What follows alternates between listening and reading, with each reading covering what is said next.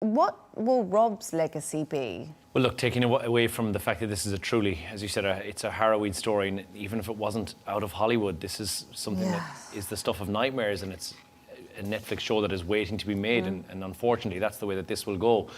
And yeah, we'll see how time plays out with regards to the allegations against Nick, but he is huge, and there's no taking away from the fact that he's one of the rare movie makers who's split across genres, things like comedy, romance, courtroom thrillers. He's kind of done everything. This is Spinal Tap, right through to The Princess Bride. I mean, they're both opposite ends of the spectrum in terms of the movies world. So Harry Met Sally, again, totally different. He's kind of shaped pop culture, and he's been a pop culture icon. He's been a director, but also he's been in a lot of these movies. He'd cameos in quite a lot of these movies, so he was a known face. Like Luc Besson does that quite often as well, but a lot of directors stay behind the camera. He was not one of those. He was a familiar face in Hollywood as well.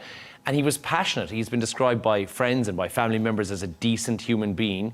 And I think that's why this reaction has been so emotional. The outpouring of grief from the public has been so incredible from everyone except from Donald Trump, who's made it into a Donald Trump story.